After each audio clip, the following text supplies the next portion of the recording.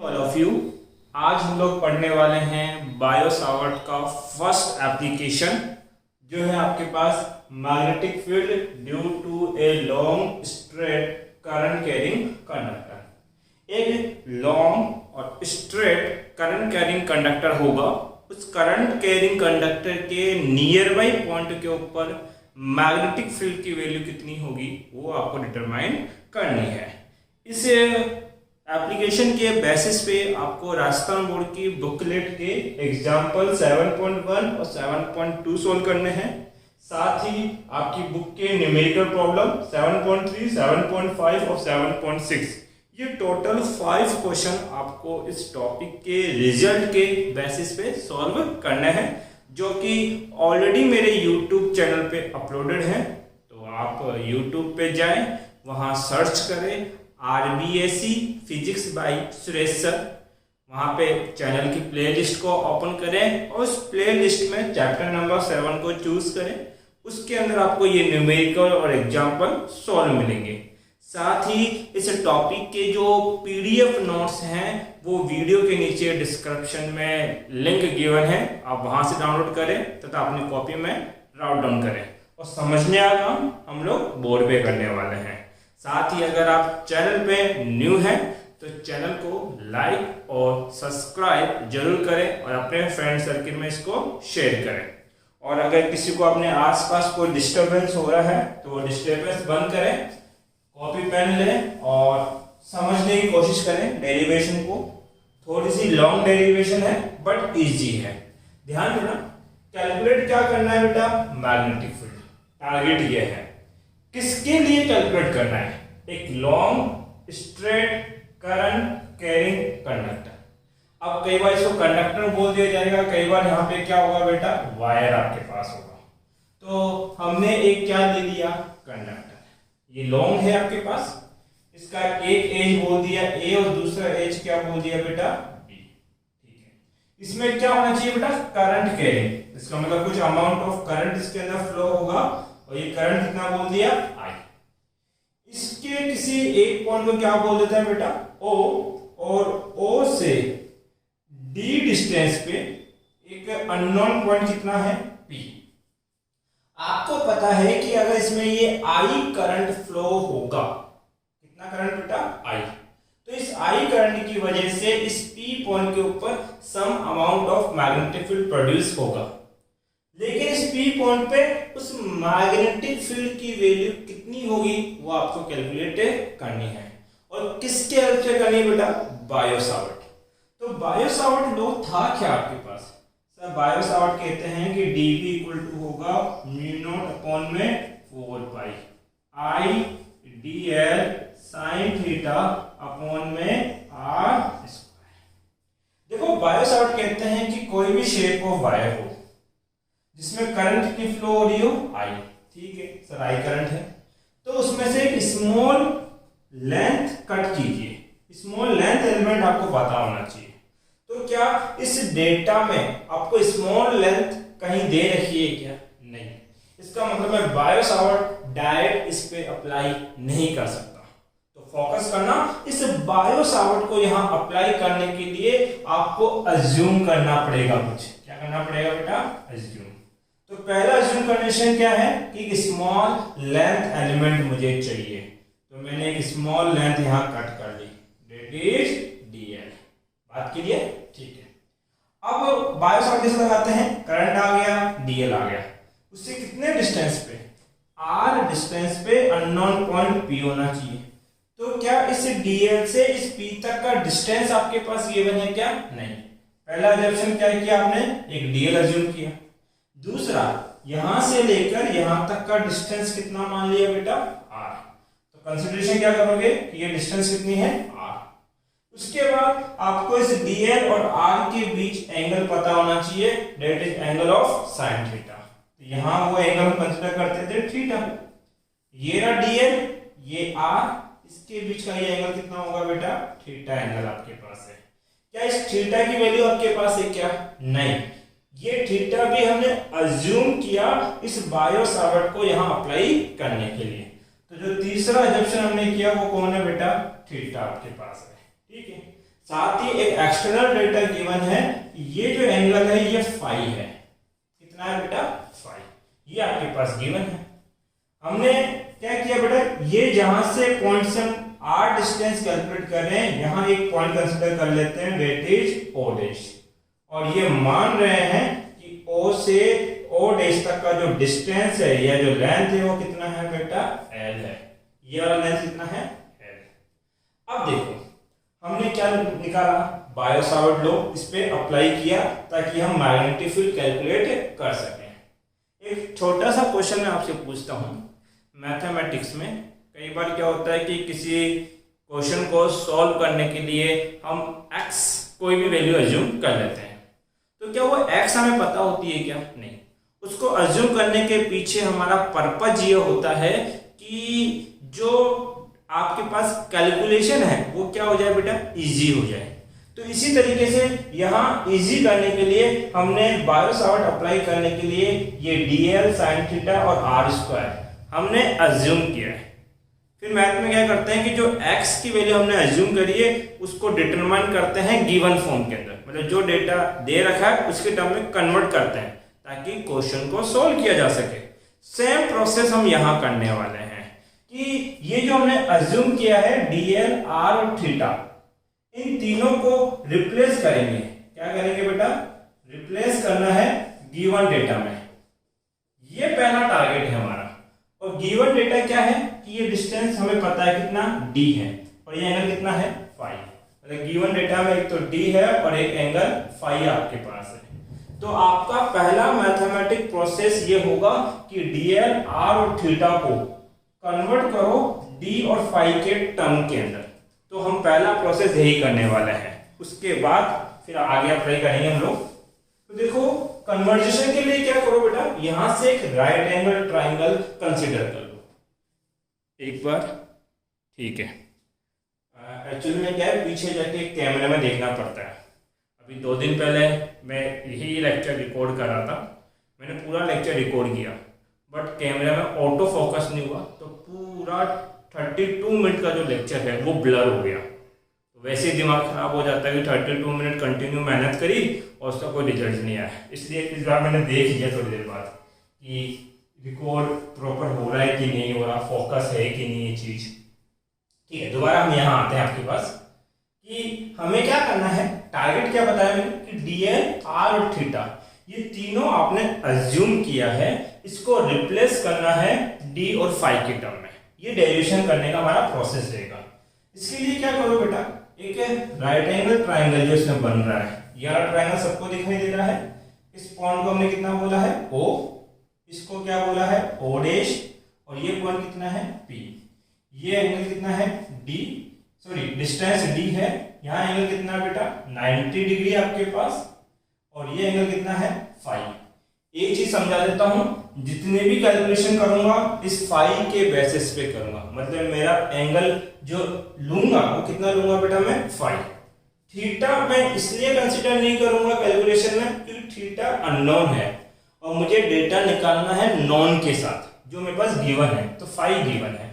तो आपको सबको पता है कि जिस एक्सिस पे या जिस लाइन पे 90 और एंगल दोनों बनते हैं उसको तो क्या बोला जाता है बेटा? बेस। 90 के सामने वो क्या बोलते हैं? परपेंडिकुलर। और जो आपके पास एंगल के साथ, सॉरी 90 के सामने हाइपोटेनियस, और जो एंगल के सामने बनता है उसको क्या बोला जाता है बेटा? परपेंडिकुलर। तो अगर मैं इस ट्राइंगल में बात करूं तो ये तो कौन है? बेस है। ये कौन है? हाइपोटेनियस है। और ये मेरे लिए किसका काम करेगी बेटा? परपेंडिकुलर का। और ये एंगल कितना दे रखा है आपके पास? थीटा। ये थीटा गिवन है। ये डिस्टेंस कितनी है बेटा? r। o डैश से p तक का डिस्टेंस कितना है? r। और o से o डैश तक का ये डिस्टेंस आपने कितना लिया है बेटा? l। ये l है। यहां तक किसी को कोई दिक्कत नहीं होनी चाहिए आपके पास, ध्यान देना। सबसे पहला टारगेट है कि हम इस थीटा को रिप्लेस करें। बहुत इजी है थीटा रिप्लेस करना। आपको क्या याद रखना है कि ये जो राइट एंगल ट्राइंगल बन रहा है, इस राइट एंगल ट्राइंगल के तीनों एंगल का सम कितना होता है? ऑब्वियसली बात है 180। 180 में से ये अकेला एंगल कितना है? 90। तो इसका मतलब ये जो रिमेन 2 एंगल रहे थीटा एंड फाई इन दोनों का सम कितना होगा 90 डिग्री आपके पास। तो हम बोल सकते हैं triangle O O dash P, O O dash P. मैंने इन दो एंगल का सम लिखा theta plus phi equal to कितना 90।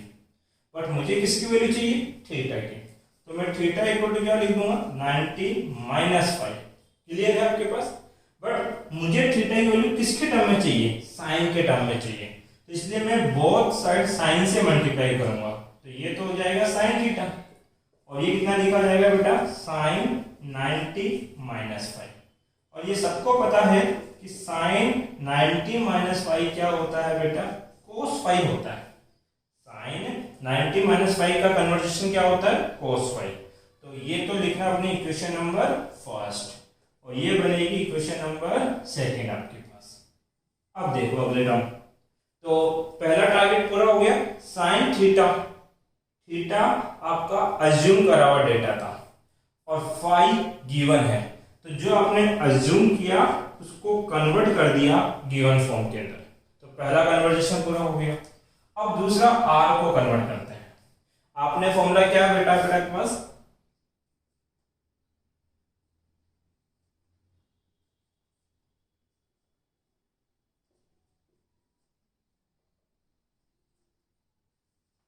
देखो, आपने पीबीपी अपॉन एचएचबी आपने पढ़ा है कि sine theta cos theta tan theta के लिए हम डिटरमाइन करते हैं। तो ध्यान दीजिए हमारा टारगेट है ये आर कैलकुलेट करना। आर हमारे पास क्या है हाइपोटेन्यूस और गिवन क्या है आपके पास बेस की वैल्यू। इसका मुझे हाइपोटेन्यूस और बेस के बीच में रिलेशनशिप चाहिए। अगर मुझे हाइपोटेन्यूस और बेस के बीच में रिलेशनशिप चाहिए तो मुझे क्या कैलकुलेट करना होगा कॉस आपके पास। तो एंगल कौन सा ले रहे हैं बेटा फाइव, फाइव के रेस्पेक्ट में कैलकुलेट कर रहे हैं। तो triangle O O dash P में आप कैलकुलेट करना कोस फाइव।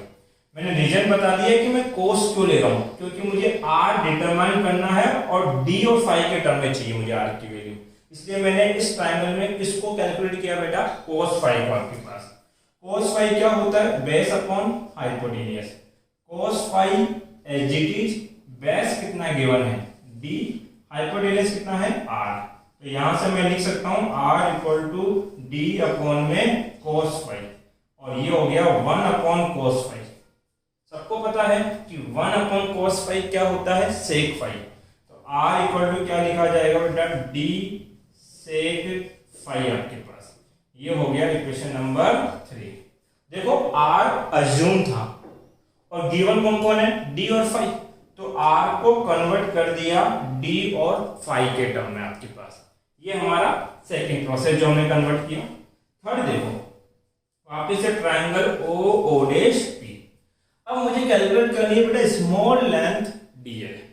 डीएल के लिए ऐसा करो एल कैलकुलेट कर लो। तो एल कौन है यहाँ पे परपेंडिकुलर और इसको कन्वर्ट करना है डी और फाइव में। इसका मतलब इस बार आपको रिलेशनशिप चाहिए परपेंडिकुलर और बेस में।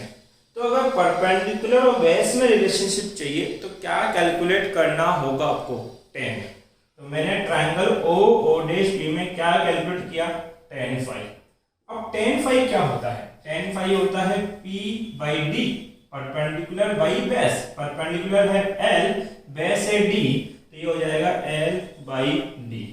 ध्यान देना बेटा यहाँ आप लोग कि यहां से मैं L कैलकुलेट करूंगा तो L इक्वल टू कितना हो जाएगा D of tan five.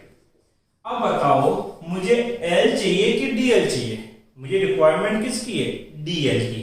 DL का मतलब ये L का डिफरेंशिएट फॉर्म है। तो ऐसा करो ये जो इक्वेशन है इसको डिफरेंशिएट करो और डिफरेंशिएट किसी के रेस्पेक्ट में किया जाता है। तो हमने बोला differentiate it with respect to d5। किसके रेस्पेक्ट में डिफरेंशिएट करो d5, क्योंकि एंगल आपके पास यहाँ पे है। तो डिफरेंशिएट बोथ साइड होगा d अपॉन d5। LHS का क्या है L अपॉन में d अपॉन d5। RHS में कितना है बेटा d tan फाइव आपके पास। देखो मैंने both side d upon d5 के रेस्पेक्ट में क्या किया बेटा डिफरेंशिएट किया इसको। अब ये कितना लिखा जाएगा dl अपॉन में d5 इक्वल टू ये d इस फाइव के रेस्पेक्ट में क्या है कांस्टेंट। तो ये तो कहाँ आ जाएगा बेटा, बाहर, d बाहर, क्या बचा d upon D five of ten five. अब जो मैथ वाले बच्चे हैं उनको तो पता होगा कि टेन फाइव का डिफरेंशिएशन क्या होता है, सेक स्क्वायर फाइव। और जैसे बायो वाले हैं मेरे जैसे, तो जो आपके पास है वो को याद रखना पड़ेगा कि टेन फाइव का डिफरेंशिएशन क्या होता है बेटा, सेक स्क्वायर फाइव। तो मैं लिख देता हूँ d upon D five of ten five किसके बराबर होगा, सेक स्क्वायर फाइव के। ये हमें याद रखना है। तो dl अपॉन में डी फाइव इक्वल टू ये d एज इट इज, और इसका डिफरेंशिएशन का सॉल्यूशन क्या हो गया बेटा, सेक स्क्वायर फाइव। मुझे यहां से dl की वैल्यू चाहिए, तो d5 को क्रॉस मल्टीप्लाई कर दो, d sec square five of d5, ये बनेगा इक्वेशन नंबर 4। देखो dl को कन्वर्ट कर दिया, गिवन क्या क्या था, d और 5, तो गिवन फॉर्म के अंदर हम क्या कर रहे हैं बेटा, कन्वर्ट कर रहे हैं। एक बार यहां तक का आप स्क्रीनशॉट ले लें।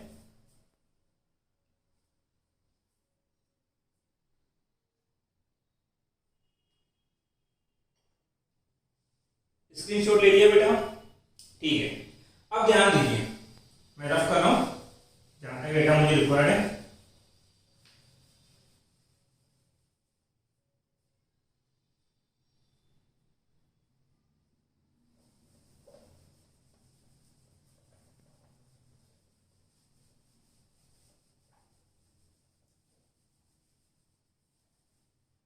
ध्यान देना, आपकी इक्वेशन क्या थी, इक्वेशन थी dB equal to, Biot Savart क्या था बेटा, mu not I D L sine theta upon में क्या है 4 पाई आर स्क्वायर।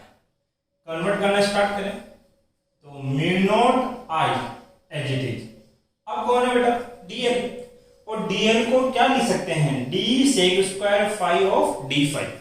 तो dl की जगह क्या रखोगे बेटा, d square, sorry d sec square five of d5, multiply में कौन है बेटा, साइन थीटा। और ध्यान देना आप लोग, साइन थीटा को क्या लिखा जा सकता है, साइन थीटा को हम लिख सकते हैं बेटा कोस फाइव, मल्टीप्लाई में क्या, कोस फाइव, डिवाइड बाई क्या चल रहा है, 4 पाई आर स्क्वायर, और r को क्या लिख सकते हैं बेटा, d सेक फाइव, बट हमें इसका स्क्वायर करना है, तो इस d का स्क्वायर करूंगा d स्क्वायर, और ये हो जाएगा सेक स्क्वायर फाइव। ये मैंने क्या किया कि जो जो डेटा मैंने अज्यूम किया था उनको गिवन फॉर्म में कन्वर्ट किया और उसकी वैल्यू बायो सावर्ट की इक्वेशन में पुट कर दी। केवल इतना सिंपल सा मैंने वर्क अभी तक किया है। अब देखो आपको क्या करना है, ध्यान देना बेटा, कैंसिल हो रहा है उसको कट कर दो, एक डी से एक डी कट गया, सेक स्क्वायर फाइव से सेक स्क्वायर फाइव काट दिया, dB इक्वल टू कितना, mu not I cos five of d5 divide by 4 pi d आपके पास है। ये मैग्नेटिक फील्ड है।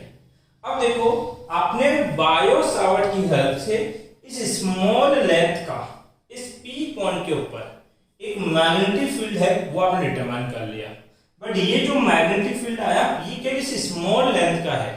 मुझे तो इस पूरे AB वायर का मैग्नेटिक फील्ड चाहिए, तो अगर AB वायर का मैग्नेटिक फील्ड चाहिए तो आपको बोथ साइड क्या करना पड़ेगा, इंटीग्रेशन। तो हम क्या करेंगे, total magnetic field, total magnetic field के लिए क्या कर रहा हूं बेटा, बोथ साइड इंटीग्रेशन, dB इधर इंटीग्रेशन करोगे तो इधर इंटीग्रेशन कितना होगा बेटा, mu not I cos five of d5 upon में क्या चल रहा है, 4 पाई d। अब थोड़ा फोकस करना, ध्यान से समझना, यहां 1 dB का इंटीग्रेशन तो कितना हो जाएगा b, बट यहां डिफरेंशिएशन सॉरी इंटीग्रेशन किसके रेस्पेक्ट में कर रहे हो, d5 के रेस्पेक्ट में कर रहे हो। तो d5 के अलावा जितनी भी टर्म है वो सारी कांस्टेंट है, that mean mu not I upon 4 pi d constant है, इनको बाहर निकाल देना, mu not I upon 4 pi d बाहर आ गया, integration of cos five of d5 आपके पास। अब देखो यहां वेरिएबल कौन है, डी फाई। इस डी फाई की यहाँ रखी जाती है बेटा इनिशियल लिमिट, और यहाँ क्या रखते हैं हम लोग, फाइनल लिमिट। तो ये लिमिट रखना बहुत इंपॉर्टेंट है। इतना नीचे का दिखाई दे रहा है क्या, कट गया, सॉरी, दोबारा ऊपर लिख देता हूं मैं एक बार ये।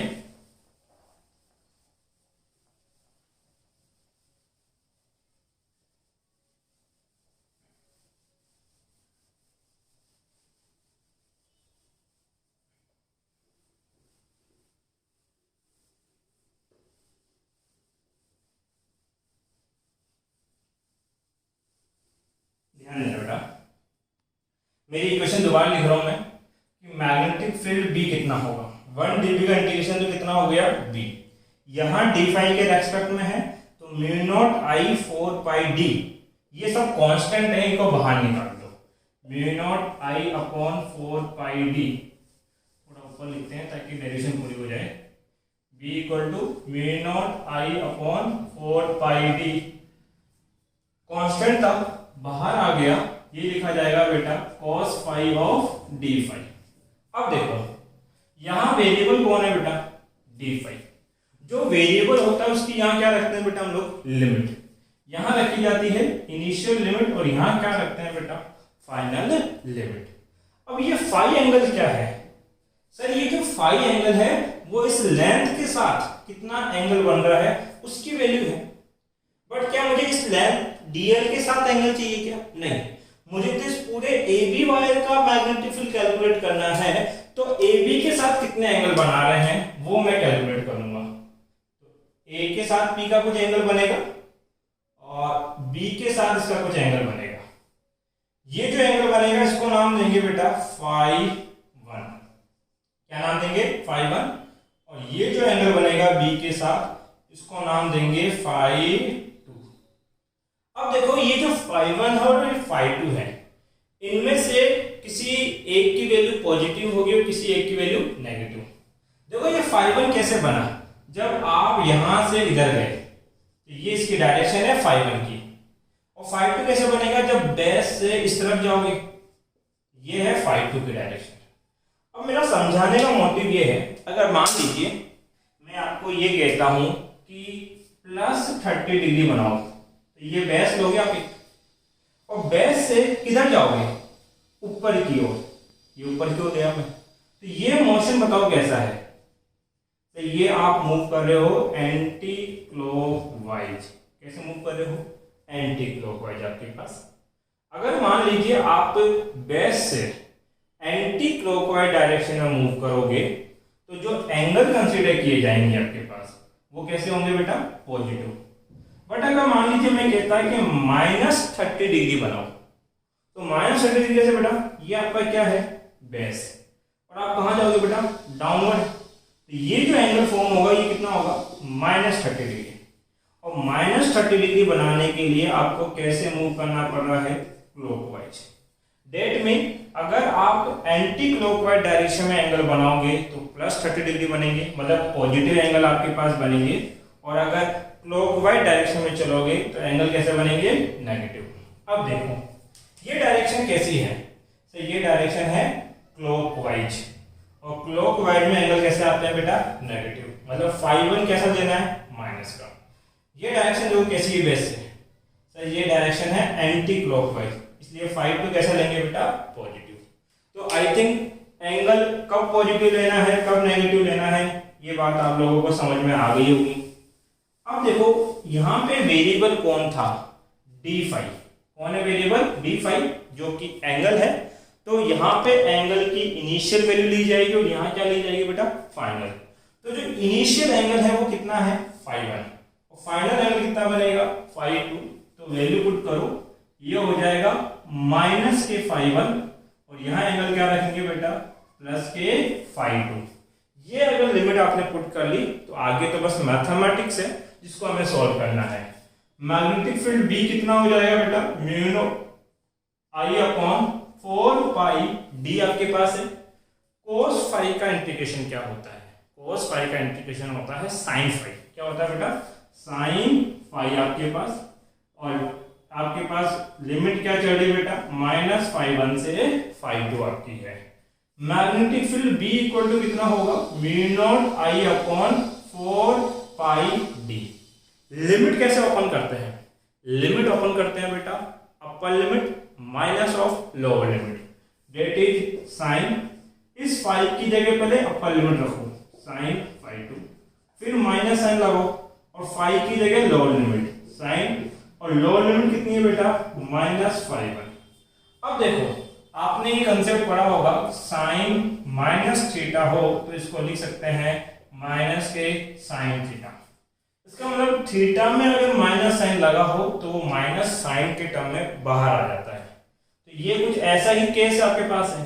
इसका मतलब ये माइनस बाहर आएगा तो इस माइनस से मल्टीप्लाई होगा, तो माइनस मल्टीप्लाई माइनस क्या हो जाएगा बेटा प्लस, और जैसे ही ये प्लस होगा तो फॉर्मूला क्या बन जाएगा, mu not I upon 4 pi D sine of phi 2, ये हो गया प्लस साइन ऑफ फाई 1। इसका मतलब आपके पास है कि अगर कोई लिमिटेड लेंथ का, एक फिक्स लेंथ का अगर कोई वायर है तो उस वायर की वजह से आपके पास नियर बाई पॉइंट के ऊपर जो मैग्नेटिक फील्ड की वैल्यू निकल के आती है वो कितनी आती है बेटा, mu not I upon 4 pi D sine phi 2 plus of sine phi 1 आपके पास है। ये हमारा फाइनल रिजल्ट आपके पास है। अब इस रिजल्ट के कुछ केसेस हैं और वो केसेस बहुत ज्यादा इंपॉर्टेंट हैं क्योंकि जो न्यूमेरिकल बनते हैं ना वो उन्हीं केसेस से डिजाइन होते हैं। तो आपके पास ये है, मैं एक बार इतना रफ कर दूं सारा रिजल्ट। ध्यान रखना बेटा, हम केस स्टडी करने वाले हैं इसके, सीबीआई वाले केसेस है अच्छे वाले।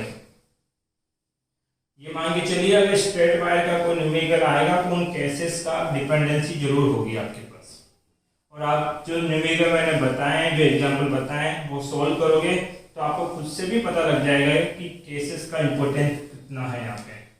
देखिए केस नंबर फर्स्ट है, if wire length is infinity. अब जो मैं वायर काम में ले रहा हूं उसकी लेंथ कितनी है बेटा, इंफिनिटी है।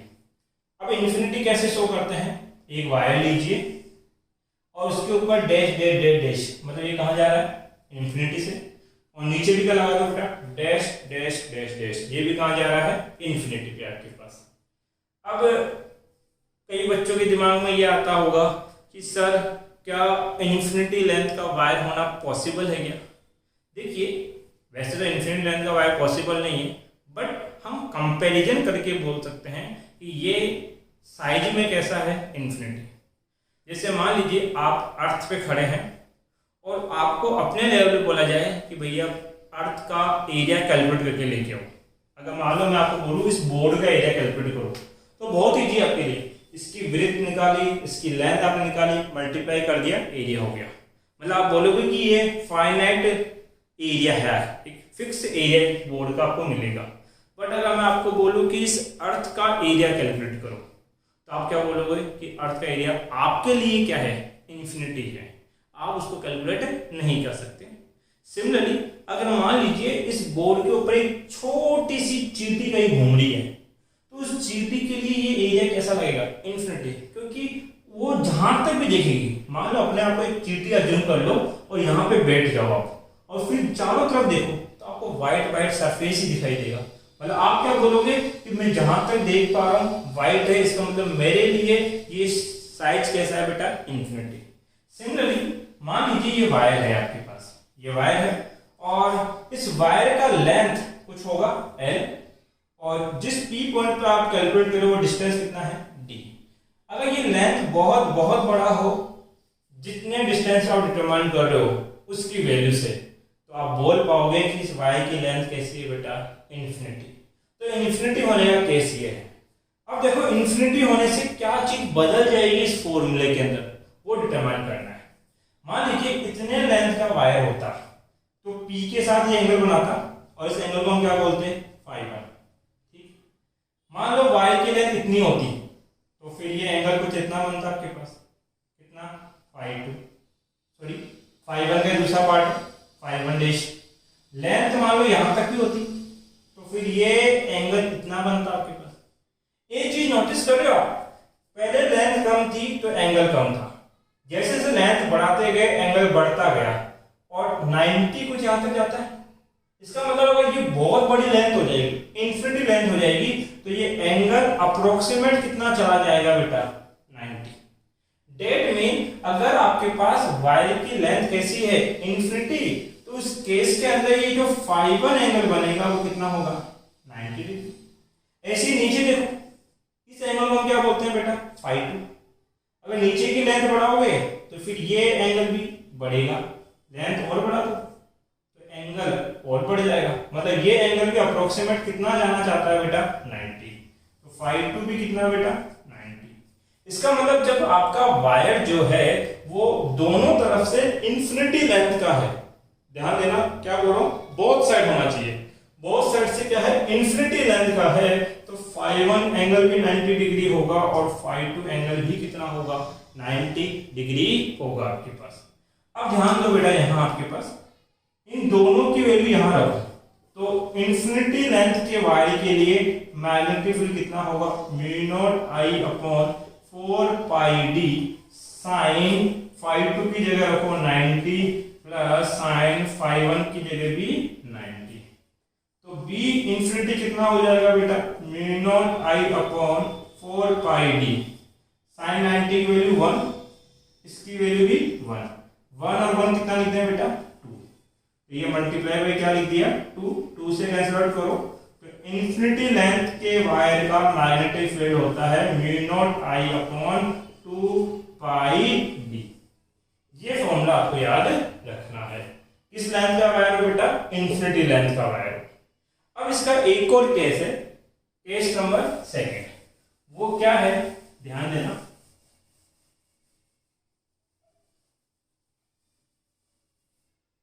Case number 2 for half infinity length wire. इस बार जो वायर की लेंथ है वो हाफ इन्फिनिटी है। सर हाफ इन्फिनिटी कैसे बनेगा, सोचो, ये वायर है, नीचे से ये इन्फिनिटी है, ऊपर से भी क्या बेटा इन्फिनिटी, और ये पॉइंट कितना है P, ठीक है। यहां जो एंगल बनता है, अगर ये इन्फिनिटी है तो ये एंगल होगा φ1 की वैल्यू कितनी 90 डिग्री, अगर नीचे से भी ये इन्फिनिटी है तो ये φ2 भी कितना होगा 90 डिग्री। बट मैं क्या कह रहा हूं कि किस लेंथ का वायर है हाफ इन्फिनिटी। अब हाफ इन्फिनिटी लेंथ का वायर आपको तब मिलेगा जब आप उसको बीच पोर्शन से कट कर दो, मान लीजिए मैंने यहां से कट कर दिया, ये लो, तो अब बताओ इसकी इन्फिनिटी लेंथ एक तरफ से ही है, दूसरी तरफ से इसकी लेंथ कितनी हो गई 0। ऐसे वायर को क्या बोलते हैं बेटा half infinity length of wire बोला जाएगा। अब इस हाफ इन्फिनिटी में φ1 की वैल्यू तो 90 होगी, क्या φ2 एंगल बनेगा क्या नहीं, तो φ2 एंगल होगा कितना यहाँ पे 0 डिग्री। ये एंगल निकालना जरूरी है, अगर एंगल पता लग गए तो इन दोनों एंगल की वैल्यू यहां रखो, तो हाफ इन्फिनिटी वायर का मैग्नेटिक फील्ड कितना होता है μ0I/4πd साइन φ2, φ2 कितना हो गया 0 degree, sine 0 degree plus sine φ1, φ1 की वैल्यू कितनी है बेटा 90, सॉल्व कर लो, half infinity by 2 μ0I/4πd sine 0 degree होता है 0, तो ये तो 0 है, प्लस साइन 90 कितना होता है 1, 0 प्लस 1 कितना होगा 1 होगा, और 1 को इससे मल्टीप्लाई करो कोई फर्क नहीं पड़ता, इसका मतलब इसकी वैल्यू कितनी रहेगी μ0I/4πd। ये हाफ इन्फिनिटी है, आप चाहे तो डायरेक्ट भी कर सकते हो। अरे जब आपको एक पूरे इन्फिनिटी का मैग्नेटिक फील्ड पता है कितना होता है μ0I/2πd, तो अगर हाफ इन्फिनिटी का बोलना है तो इसका हाफ कर दो, मैग्नेटिक फील्ड भी तो हाफ होगा, इसका मतलब हाफ से मल्टीप्लाई, जैसे ही हाफ से मल्टीप्लाई करोगे तो देखो वैल्यू क्या आएगी μ0I/4πd, μ0I/4πd। एक थर्ड और फाइनल केस और आता है बेटा, case number 3। Case number 3 reasonable है कि φ1 φ2 इक्वल टू 5, मतलब कभी ऐसा हो कि φ1 और φ2 दोनों एंगल इक्वल हो जाए और उनकी वैल्यू हम कितनी मान लेते हैं 5 मान लेते हैं, तो तो उस केस के अंदर फॉर्मूला क्या बनेगा? तो इक्वल के लिए फॉर्मूला क्या बन जाएगा बेटा? Mu not I upon 4 pi D. यहां क्या रखोगे? फाई 2 की जगह फाई, फाई 1 की जगह फाई। अब बताओ sine phi plus sine phi कितना हो जाएगा? 2 साइन फाई, 2 से 2 कैंसिल आउट। मैग्नेटिक फील्ड की वैल्यू कितनी होगी? Mu not I sine phi upon में 2 पाई डी। आई होप आपको ये तीनों केस अच्छे तरीके से समझ में आए होंगे। फिर भी आपका कोई डाउट रहता है तो आप मेरे से कमेंट बॉक्स में पूछ सकते हैं बेटा। Thank you.